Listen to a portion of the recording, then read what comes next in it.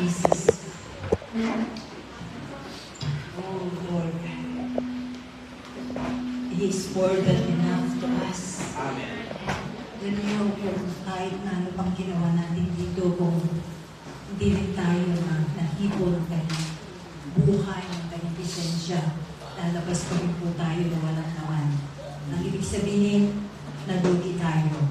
Pero kung tayo po ay tunay na nagbukas ng ating puso, then He will come to us. Okay, so I want to read in Ephesians chapter 3, okay, verse 19.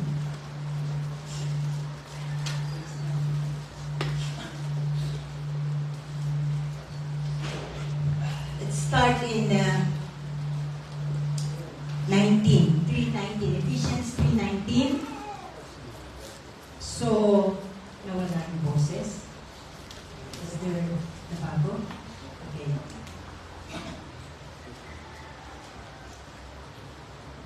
I will read also in Tagalog after this. Okay, bear with me. Okay, start.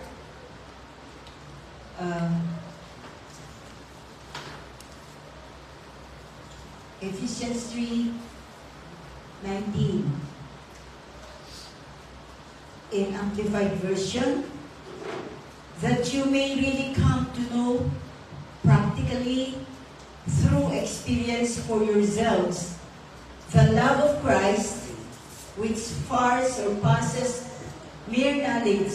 Kasi amplification po ito, kaya medyo mahaba. Without experience, yung ibig sabihin ng mere knowledge, yung walang experience, basta knowledge lang siya. No? That you may be filled through all your being, unto all the fullness of God, may have the richest measure of the divine presence, and become a body wholly filled and flooded with God Himself. So, gusto kong basahin sa NIV version, napaka-exit po niya. And to know this love of Christ that surpasses knowledge, that you may be filled up to the measure of all the fullness of God.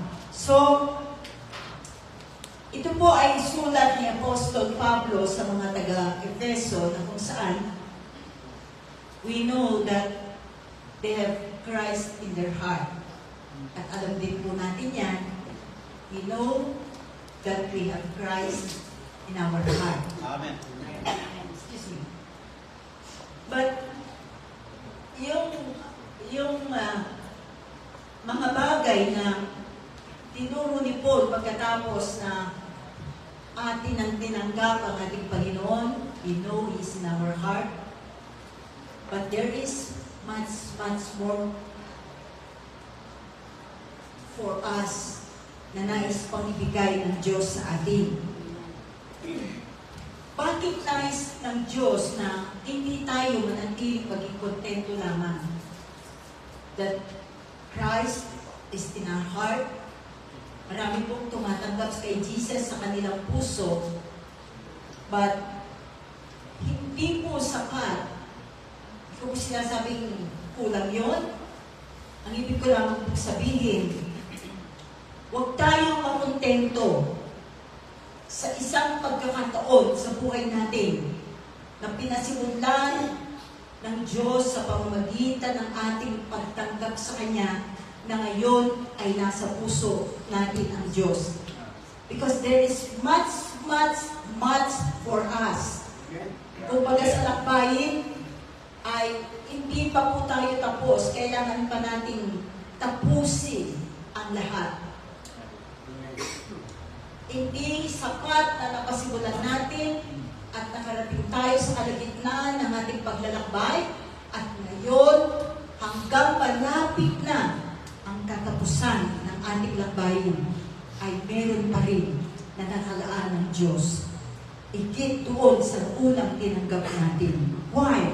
Because we are entering a morally dark period of history. Kasi po, hindi pwedeng, hindi sapat na nanatili ka lamang doon sa lugar na yun. Na tinanggap mo si Jesus, naging kontento ka na lang without pursuing more of Him, pressing forward para lalo pa tayong mapuspos. Dahil tayo po ngayon ay pumapasok sa kasaysayan ng mundo na kung saan ang mundo ito ay it is morally dark. Alam po ninyo, wala na pong ibang panahon na masasabi natin ang kasamaan ay laganap. To the max, ang sabi nga. Kasi akala natin yung nakaraan na na-witness natin evil or ilang bagay na masamang nangyari, everything na pinagdaanan na natin, hindi pa po yan pinaka-worst.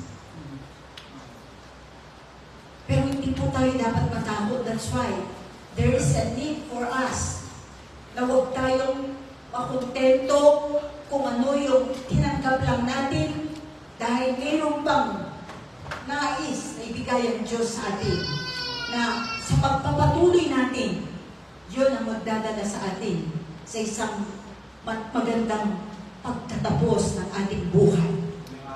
Hindi lang pagtatapos, kundi yung pagpapasimula ng ibang panahon na kasama tayo. Amen. That's why, inihanda ng Diyos para sa atin ang isang kapuspusan, a fullness of divine life that will make us more than conquerors through Christ. Alam niyo, ang mahalaga pong bagay na nagagawa natin sa panahon ito na hindi po sapat na, sabi ko nga na, nasa puso lang natin si Jesus. Kailangan, nasain pa natin yung bagay na magbibigay, yung tanggapin natin ang kapuspusan, the fullness of His divine life that will make us conquerors through Him. Kasi, nasa labanan po tayo. Tandaan natin, walang tigil ang labanan. That's why, nag-i-struggle po tayo. But hindi po sapat na nakikipag-struggle tayo. Kailangan magtagumpay tayo. Amen. That's why God has given us His life. Walang makakatagal sa atin. Walang pwedeng magtagumpay kung sarili lamang natin ang ating aasahan. Kahit pastor ka pa, even ako, hindi po ninyo ko pwedeng asahan. Si Kristo lang, kaya kanila yung inaawit natin. Jesus is the promise and Jesus is the answer.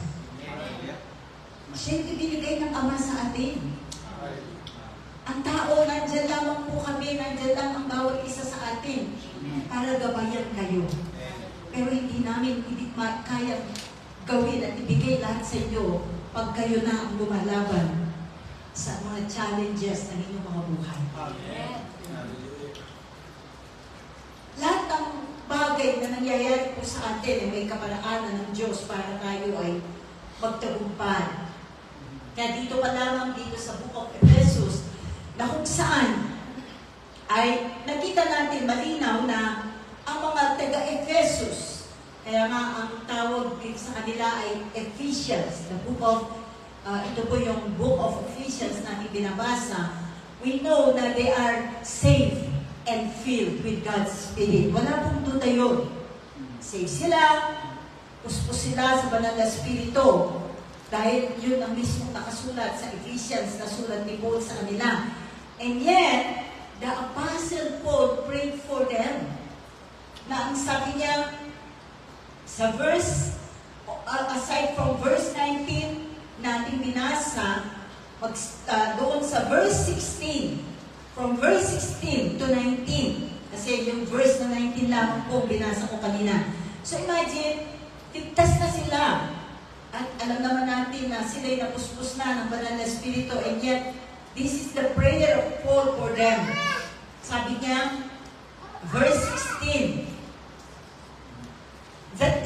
grant you, according to the riches of His glory, to be strengthened with power through His Spirit in the inner man, so that Christ may dwell in your hearts through faith, and that you, being rooted and grounded in love, may be able to comprehend with all the saints what is the breadth and depth and length and height, and to know the love of Christ that surpasses knowledge, that you may be filled up to the measure of all the fullness of Christ. So para magkaroon po tayo ng masigit na malawak na pangunawa dito, or I know, naintindihan naman po natin ito, pero nais ko pong basahin sa Tagalog.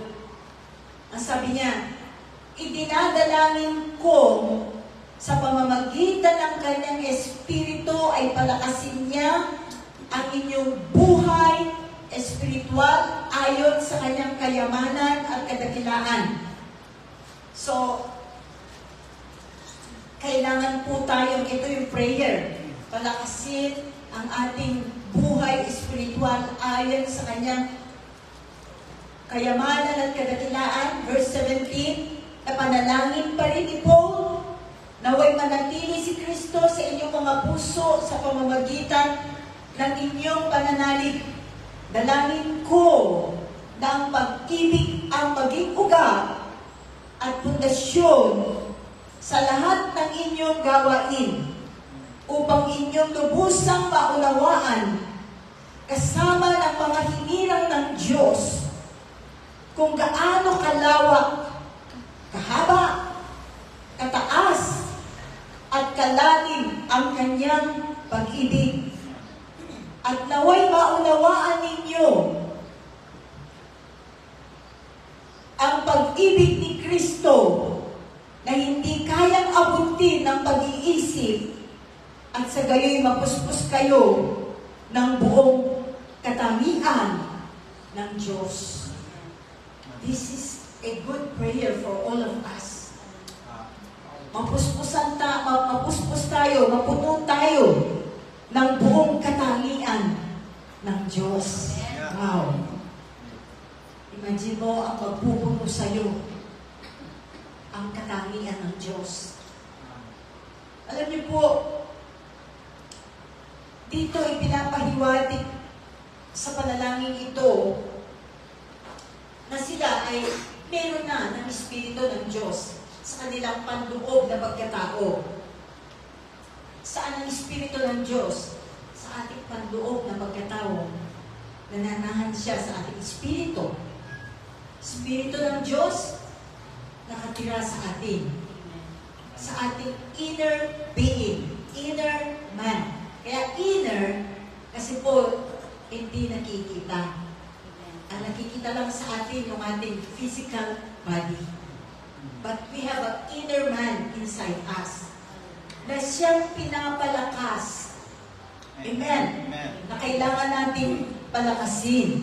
Now, his prayer, sabi niya, in verse 16, that they may be strengthened with power in the inward nature by the same Spirit of God. Na yung Espiritu na tinanggap nila is the same Spirit that will empower them to be strengthened in the inward nature. Hindi po ibang Spirit. The same Spirit na tinanggap nila, na nagpuno sa kanila, na nasa kanila, ang siyang magpapalakas na magbibigay ng kapangyarihan sa kanilang panloob na pagkatao. Alam niyo, kailangan po natin maunawaan. Ang sabi nga ni Paul, na maunawaan niyo. Kasi ibig sabihin, nararanasan nila, pero hindi nila ganap na naunawaan pa. Kaya patuloy na pinapaunawa ni Pablo. Kaya alam po ninyo, walang igit pa doon sa patuloy na pagbabasa natin ng mga sulat ni Apostle Paul. Bagamat kailangan natin basahin ang buong Biblia, pero kung binabasa po natin ang mga sulat ni Apostle Paul, mas higit tayong mapapalakas sa ating inner man. Amen. Praise God. That's why, kasi nga po, that you will be strengthened with power, sabi niya. So, we need power to overcome sin. Hindi po natin kaya talunin ang kasalanan kung walang kapangyarihan ng Diyos. We need power to overcome sin. We need power to do God's will in all areas, including the use of gifts and ministries. Kahit sa ministry, kahit may gift na tayo, we need the power of God. Hindi po yung ginagamit lang natin dahil pwede mong gamitin yan, pero we need the power of God in all areas to do His will. Amen. We need the power of God in order to keep pressing forward to God. Hindi po tayo pwedeng gusto natin makilala pa, maabot ang Diyos kung wala yung power na yun. Amen. We need power in order to keep our attention centered on things above, where Christ and us sits at the right hand of the Father. Kailangan pa rin po natin ang kapangyarihan ng Espiritu ng Diyos para manatili tayo nakatuon, naka-focus on things above, where Christ seated together with us in heavenly places at the right hand of God. And we need power to live victoriously and joyfully in the present spiritual darkness. Alam nyo, hindi po tayo mauuwi sa kalungkutan.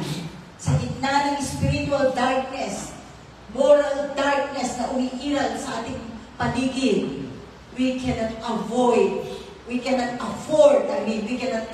to stay sad or fearful because of darkness. But we must be victorious and joyful in this present darkness. Amen. Kaya, ito po yung idinidiin ni Apostle Paul, that the special purpose of our being is strengthened with power in our nature. Kasi tandaan po natin, nasa atin ang Diyos, sa kapangyarihan ng Kanyang Banal na Espiritu, but we need to be strengthened with His power in the inner nature so that Christ may dwell in our hearts and this is through faith. Christ may dwell. Kasi kailangan tumira na siya ng walang, kumbaga mag-dwell siya ng lubusan. Amen. Amen. Let Him dwell in you. Patirahin mo siya. Huwag siyang aalis. Yun ang ibig sabihin, to abide in you. To dwell in you. Kasi yun po yung makikita natin. Alam nyo, doon po makikita yung level ng mga Christians. Spiritual level natin. Kapag nasusubok na tayo, kapag umaharap na tayo sa iba't ibang mga bagay na mahirap sa buhay natin, doon po lilitaw yung inner life natin kung yun po ay malakas na nangyayari yung panalangin ni Paul sa atin that we may be strengthened with power in the inner man. Yan po ay ma-expose sa mga situation. Hindi lahat tayo pare-pareho ang tugon natin, ang response natin sa mga problema. May mga tao na parang wala lang sa kanila. Iba naman, tumatakbo sa problema. Ayaw na nilang harapin yung mga tao. Yung iba naman, kahit na naman ang dumating, susugod sila sa bagyo.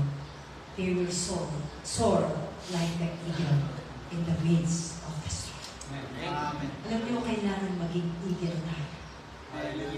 Hindi tayo mga inahin ba yun?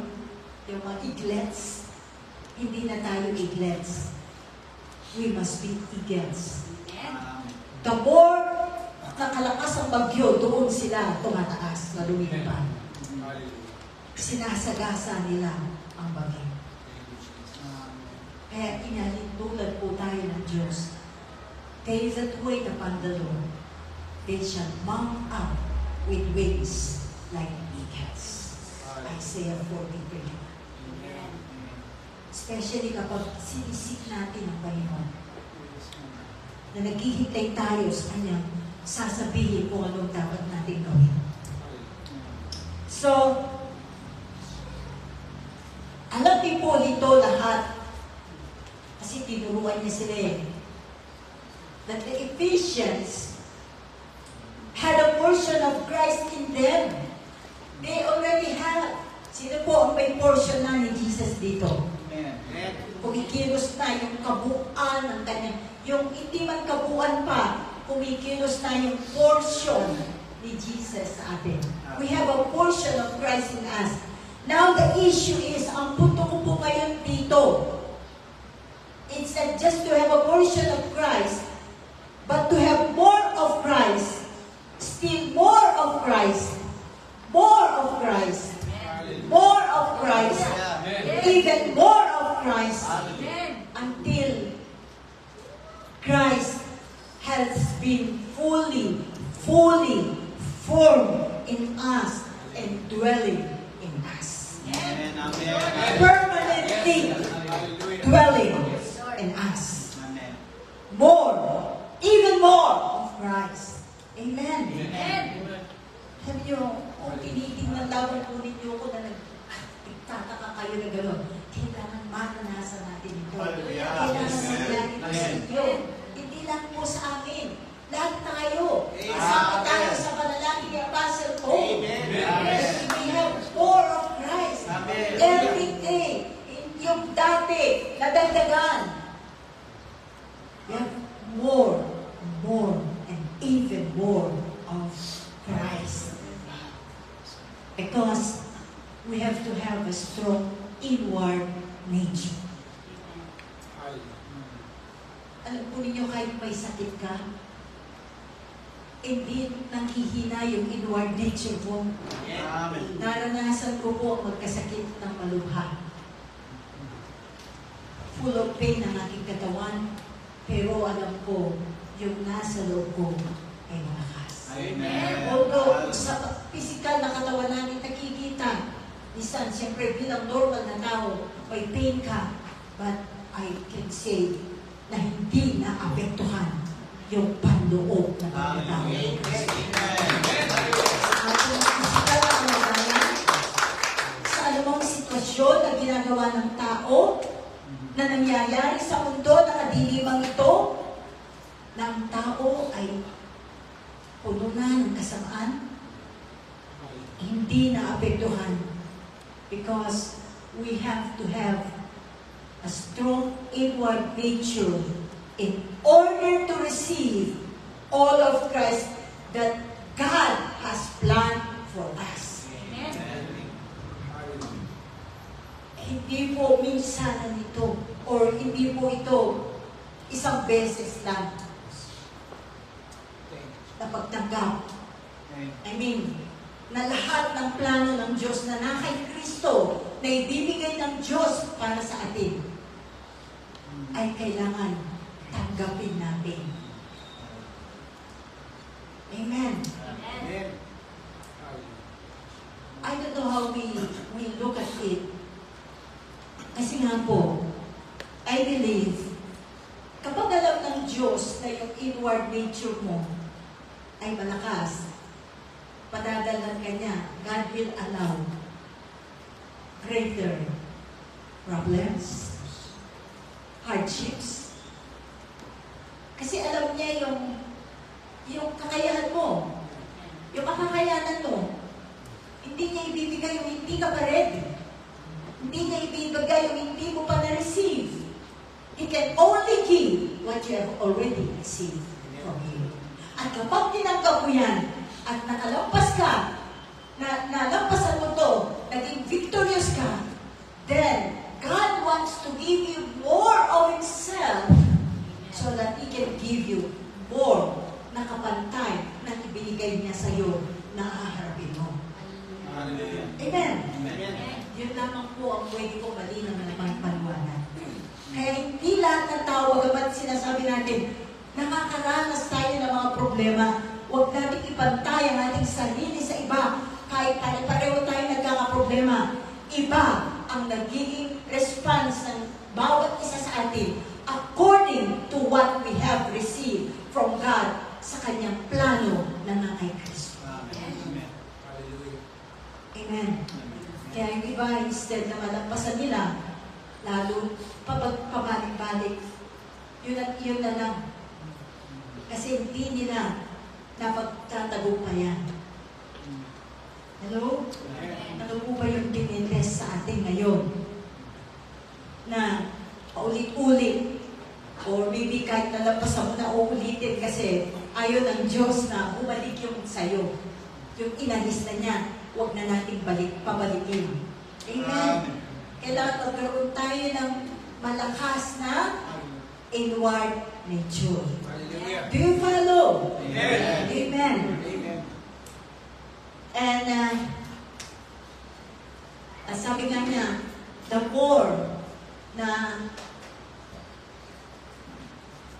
more of Christ in us, the more the love of God we have.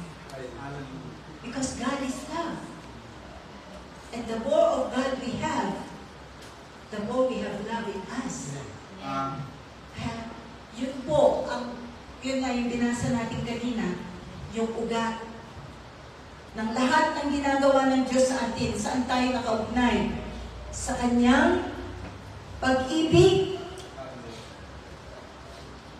Sabi niya dito, gusto ko pong basahin sa ibang translasyon ng Tagalog, sa verse 17, upang manahan si Kristo sa mga puso ninyo dahil sa inyong pananampalataya, ipinapanalangin ko rin na maging matibay kayo at matatag sa pag-ibig ni Kristo. Ang dalangin niya, maging matibay at matatag sa pag-ibig ni Kristo. Bakit?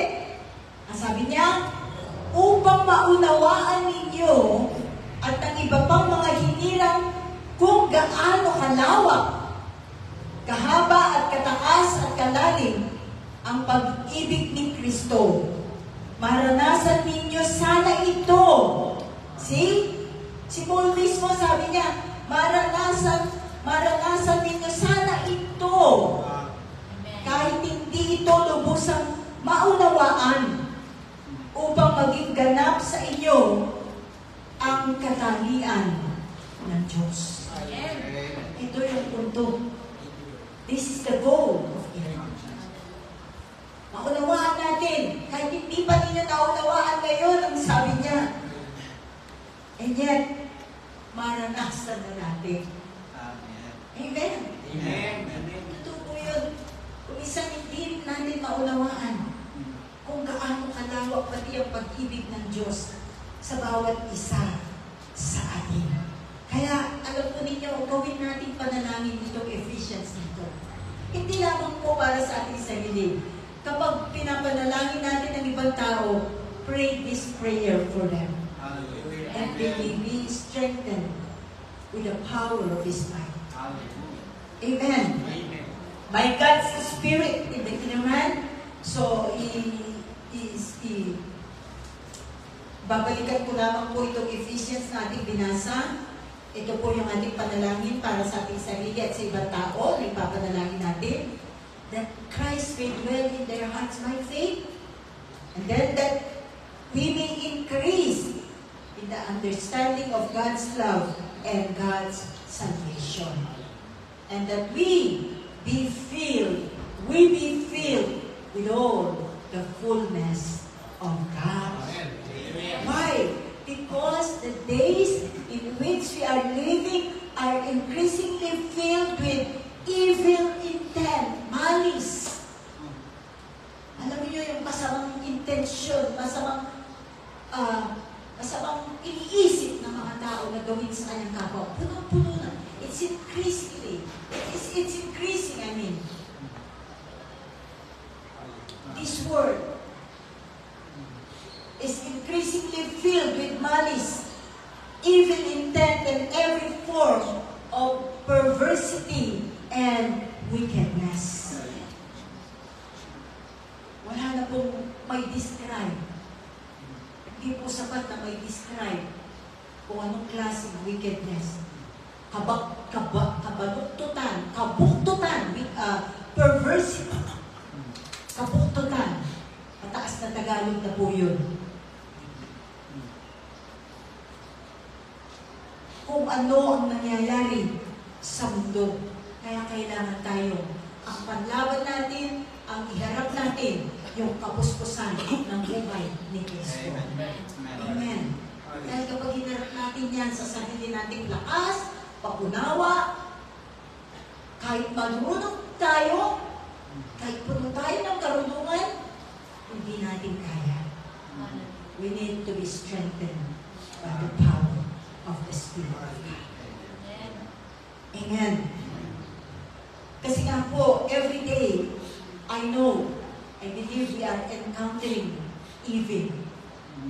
Sino po walang na-encounter dito? No, well, hindi pwedeng wala tayong na-encounter. O kung hindi man natin na-encounter, naririnig natin ang mga balita. This world is increasingly becoming evil. Perversion.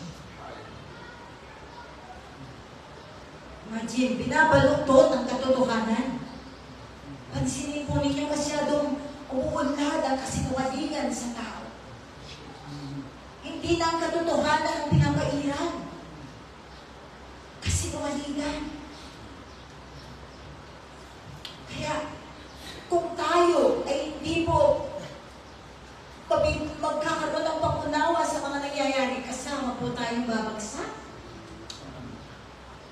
Pero bilang mga Kristiyano, kaya gusto ng Diyos na mapuspos pa tayo.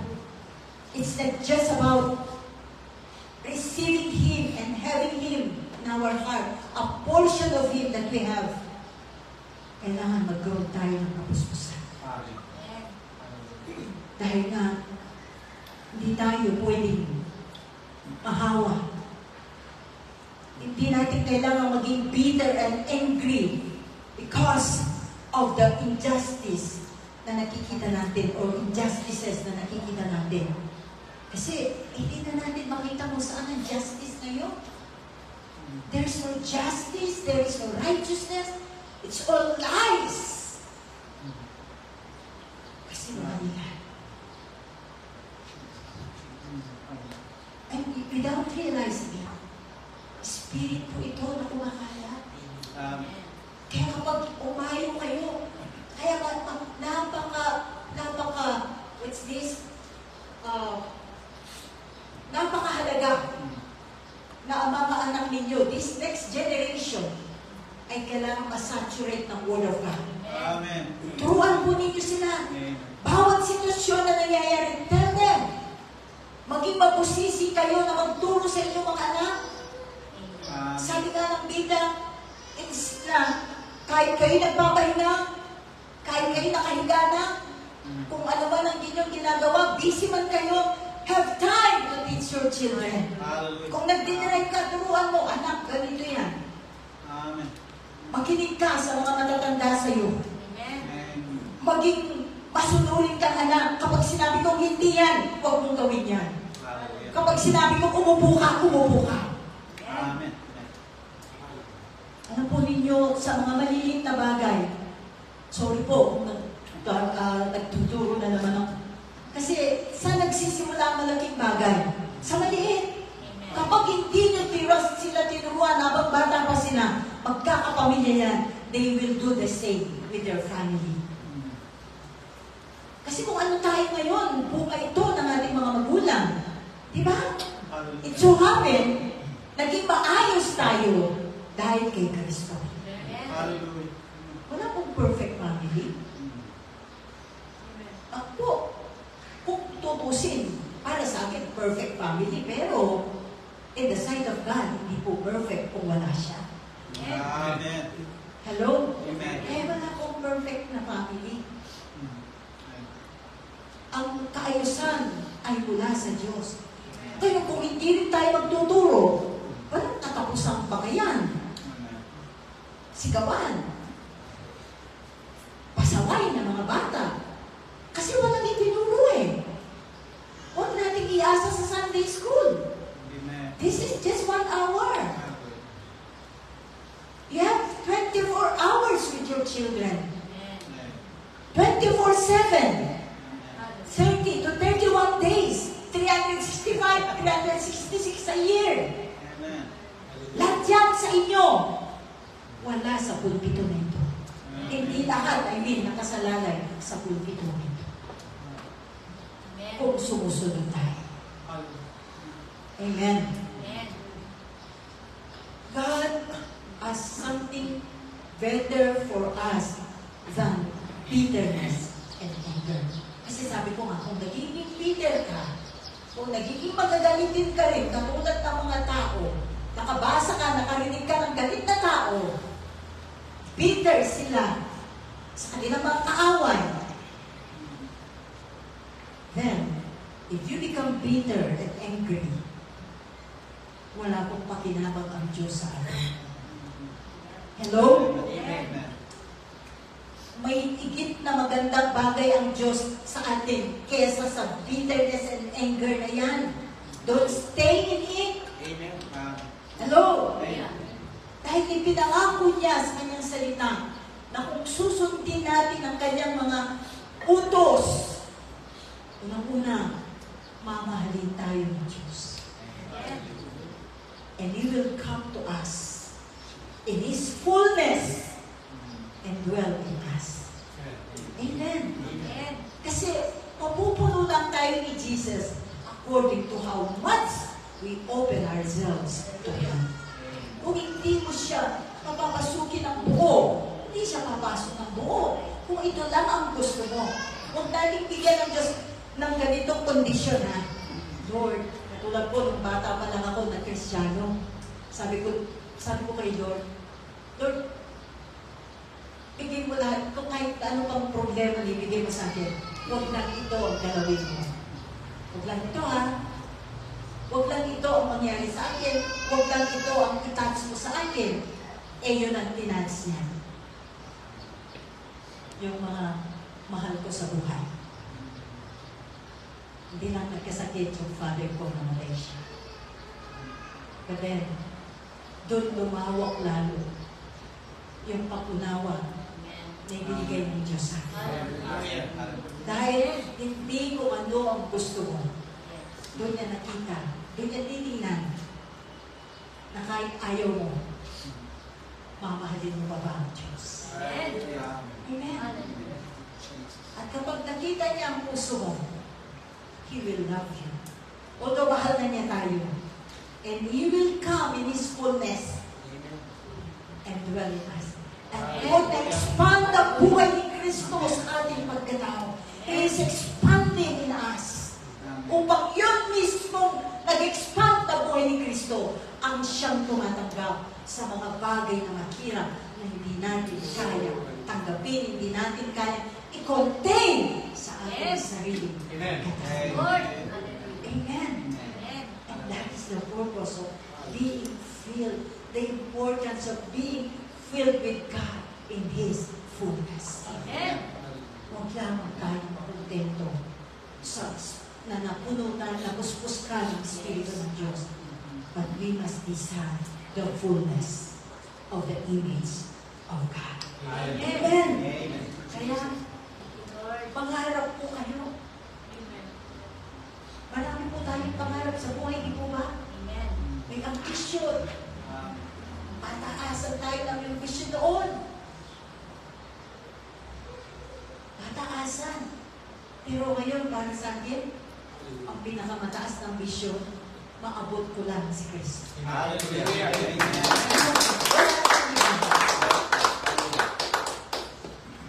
I have yung mga bagay na ninanasa ko doon na magkaroon ng kapangyarihan ng posisyon. Hindi binigay ng Diyos, of course. Iba yung binigay niya sa akin. At ngayon, glory to God.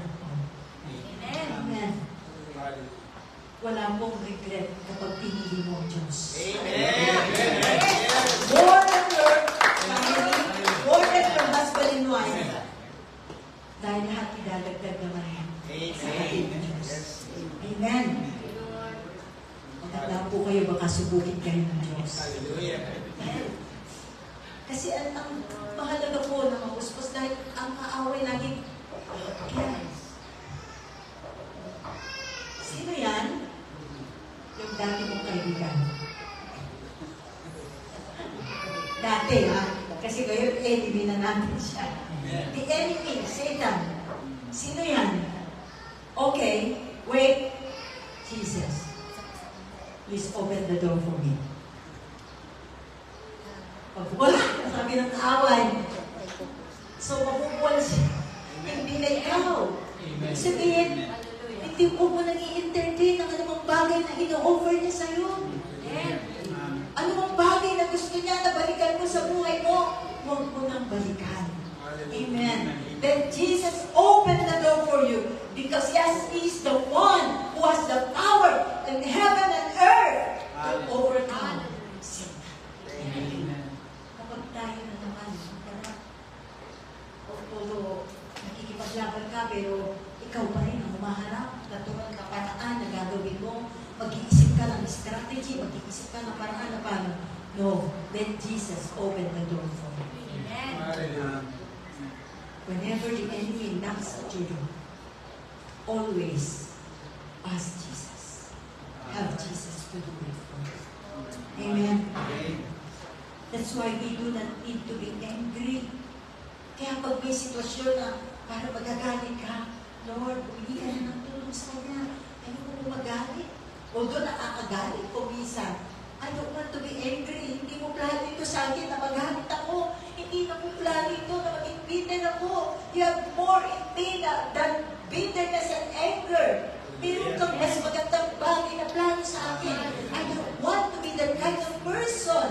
Kaya kapag nare-realize po natin yan, then, shut the door for the enemy. Door closed. Lock mo na. Para totally na siya hindi makapasok. Baka pag sinara mo, may siwang, pupush na naman niya yan. I-lock mo na. Close the door for the enemy. Amen. Kaya, hayaan natin ng Diyos ang mag-respond sa mga sitwasyon. Kapag may mga hindi mo kaya, keep praying. Lord, ano kung gagawin ko? Magkalmante ka. Pray. And kapag nananalangin po tayo, may ginagawa ang Diyos. Pero kung agad-agad magagalit ka, o ginalabas ka ng mga hindi magandang salita, mga maaanghang na salita, until finally, you did not realize it, nagiging bitter ka na yan. Nahahawa na. Kasi naging doorway yun para masukan ng kaaway ang puso. Amen? Amen. That's why, kailangan po natin maunawaan ito dahil ang spiritual darkness na nakikita natin, the spiritual darkness that is increasing is serving only. Kaya pinapahintulutan ng Diyos ito, it is serving only to make the light of Christ. Kasi kaya nilitaw yung light kapag padilim, no? To make the light of Christ, who is the glorious image of God, to shine brighter in us. Amen. Huwag tayong maging katulad ng mga wala kay Kristo. Kung kailan ang mahirap at madilim na panahon ng mundong ito, pinapahintulutan lamang ito ng Diyos upang magsilbi ito na maging paraan na mas lalong magtingning ang maningning na larawan ng buhay ni Kristo na dapat lumabas, lumitaw, makita sa bawat isa sa atin. Amen. Alam niyo kung tayo lamang po ay magagawa natin sa sarili nating sambahayan, kung hindi Christian ang mga sambahayan mo, maliligtas sila because of that light. You don't need to speak.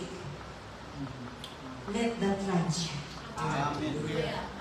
Kung ano ngayon po, halimbawa yung mga nakakasama natin, nagtrabaho din po ako. And before the Lord took me away from my job, I was able to witness in that office where I worked before. And they know me. They know me that I am Christian. At dahil alam nila, lalo po akong naging, kumbaga challenge, naging matibay na patunayan ko sa kanila na iba ang Kristiyan. Na makita nila ang liwanag ng Kristo. And I know, bago ako inalis ng Diyos sa trabaho ko po na yun, I have fulfilled my mission. Kaya, eto kayo. This is my promotion. Hallelujah. You know what the Lord told me before I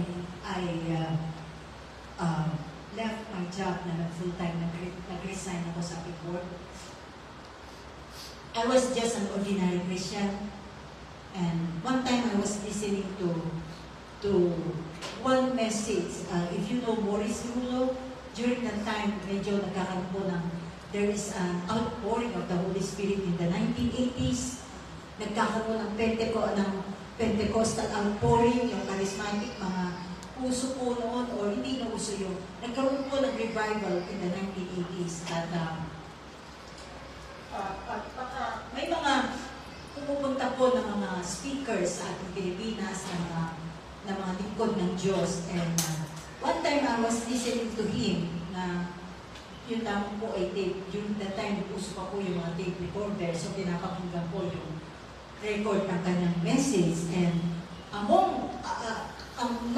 isa lamang natandaan ko na nag-speak sa akin. I mean, narinig ko yung message na I know nag-speak sa akin, pero may nag-strike sa akin.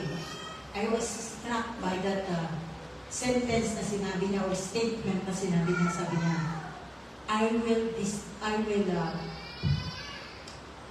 disturb your present to improve your future.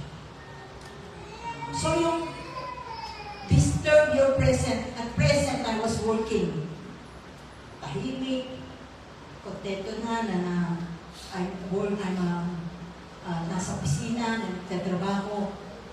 But I never realized yung disturbing my present, dinidisturb niya yung present ko. Kinakausap na niya ako na inihahanda na ako ng Diyos. Sabi niya, one of these days, I will pull you out of your job.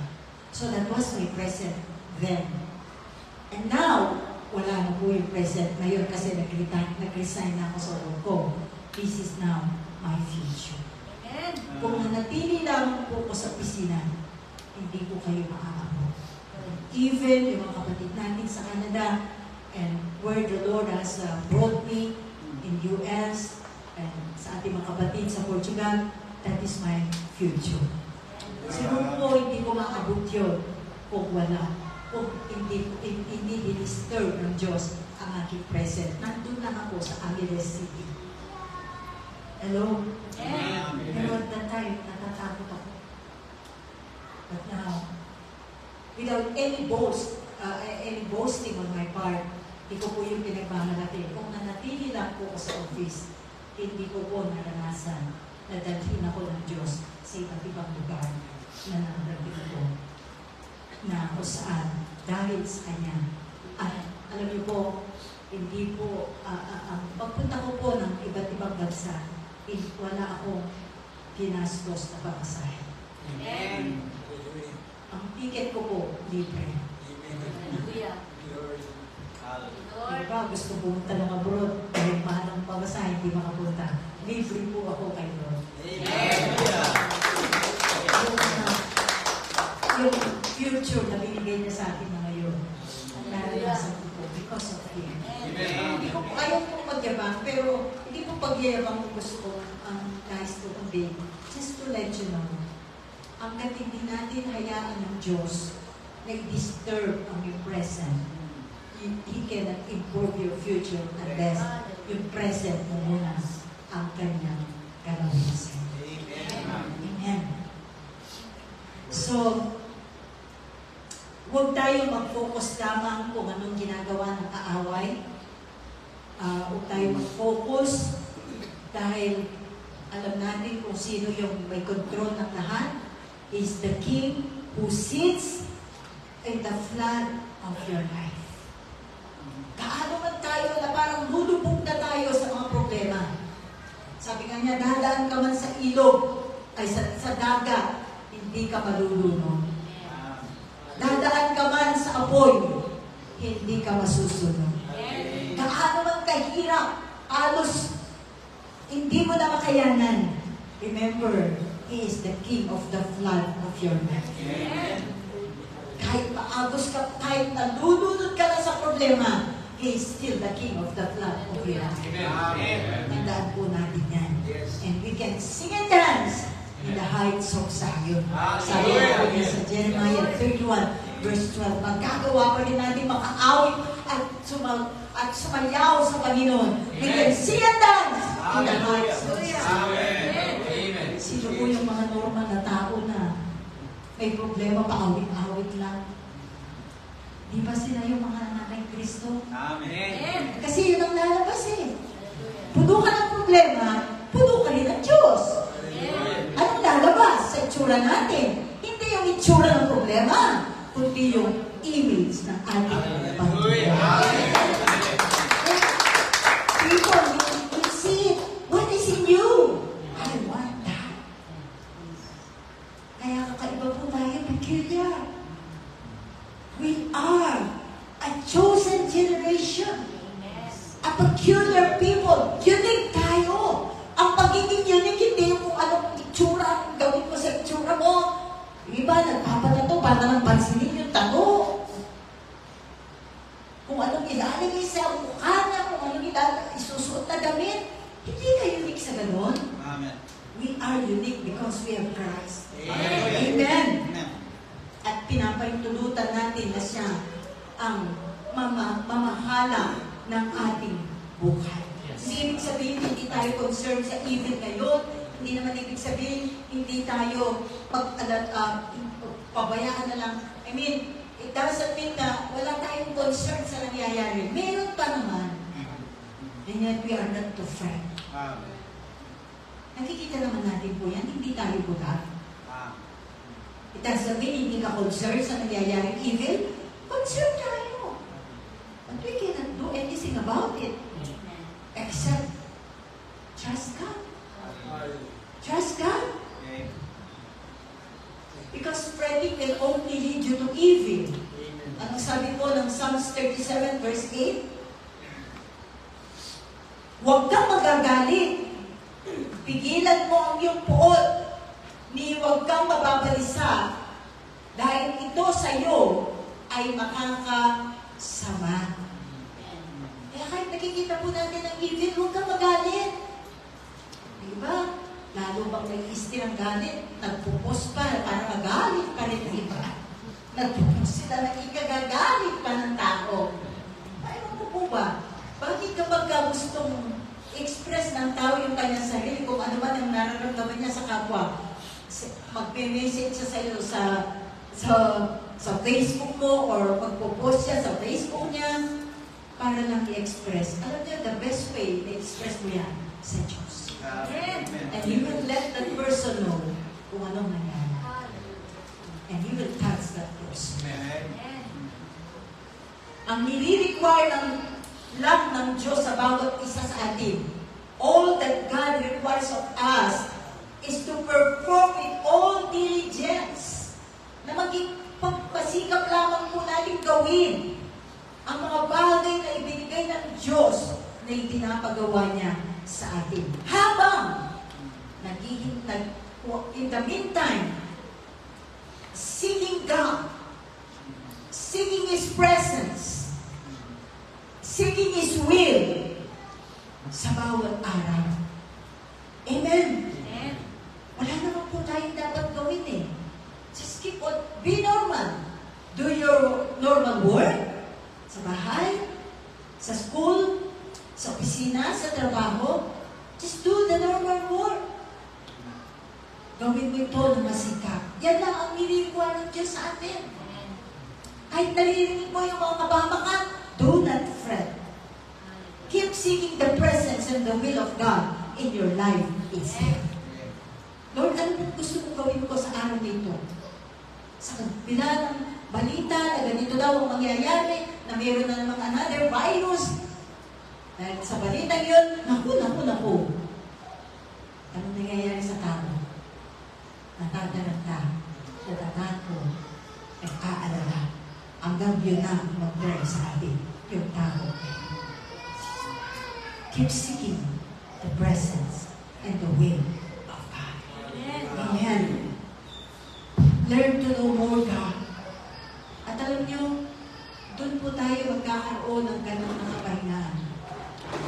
Ano po yung magbibigay kapahingaan sa atin? Knowing that we have done what the Lord wants us to do so that we can also do it for our generation.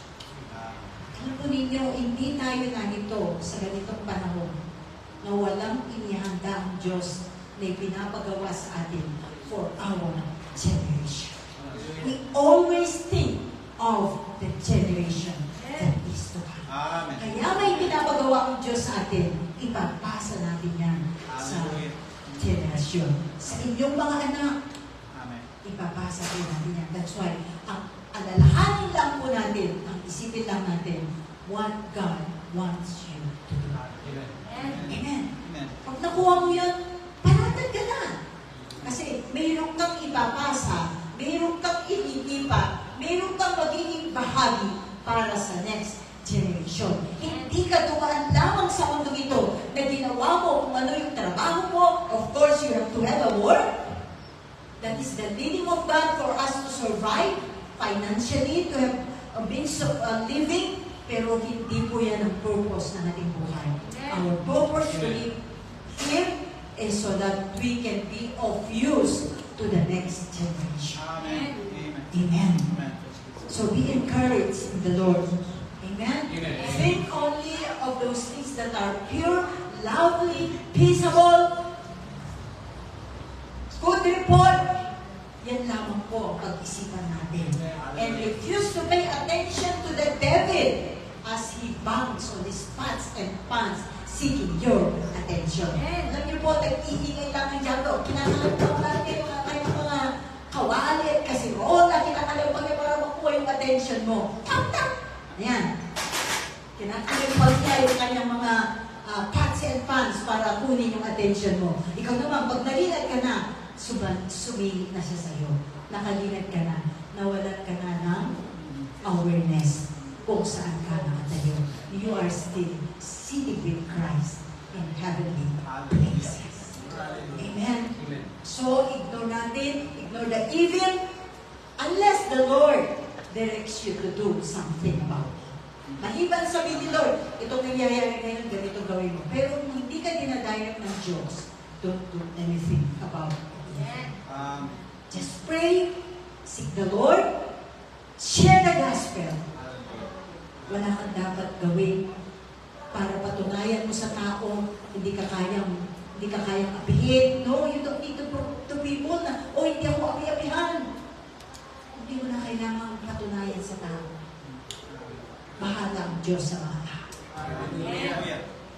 Sabi niya, vengeance is mine. Amen? Amen. That's why hindi tayo natatakot. We do not fret ourselves on evil. Amen?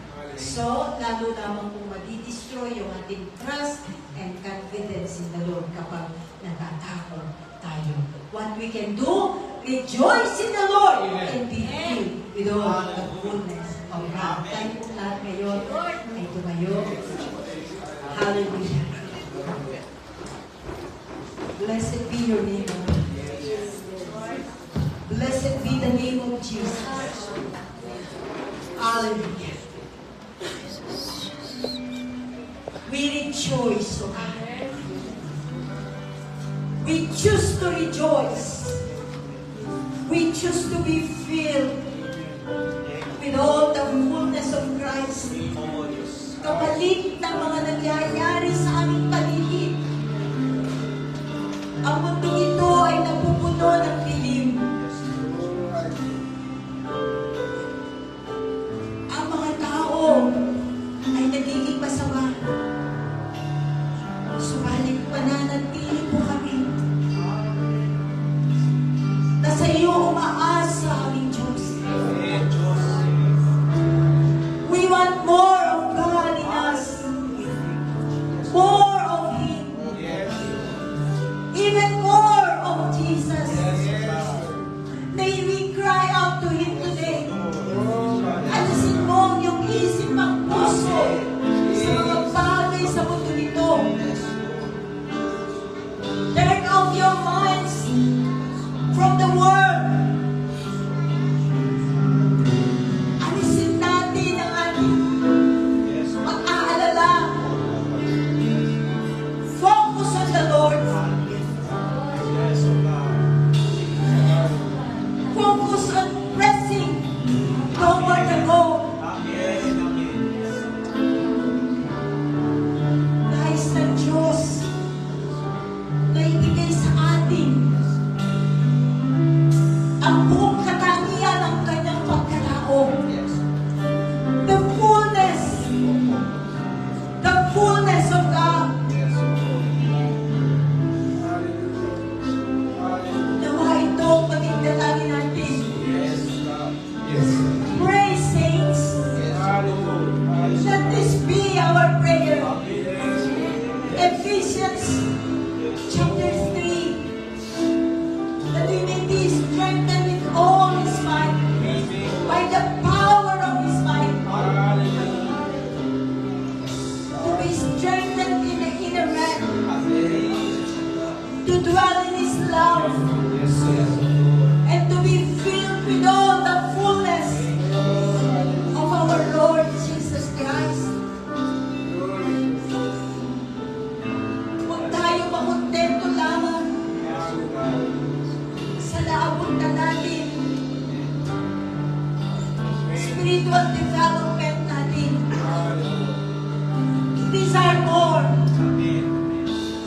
Oh God. Yes, Jesus.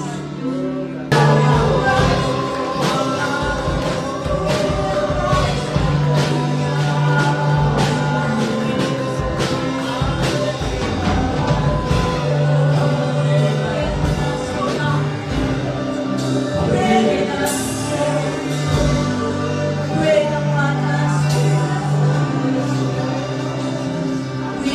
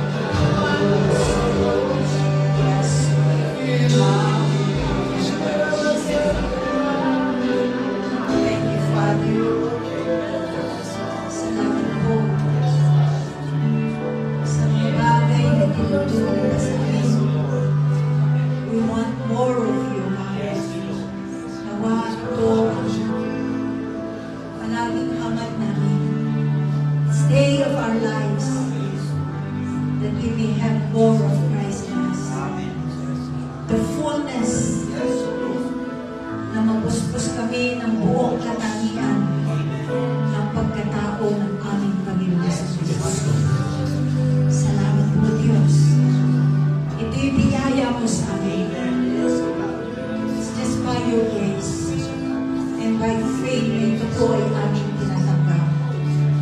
Thank you, Jesus. Na sa oras na ito, ay patuloy na mag-manifest ang pagbabago sa aming pagkatao. That there will be moral Yes, transformation Lord. that will take place in the lives of your people. Salamat po at lahat ng papuring ito ay maingat po namin ibinibigay sa pangalan ng aming Panginoon Yesu Cristo. At lahat ay magsabi ng Amen.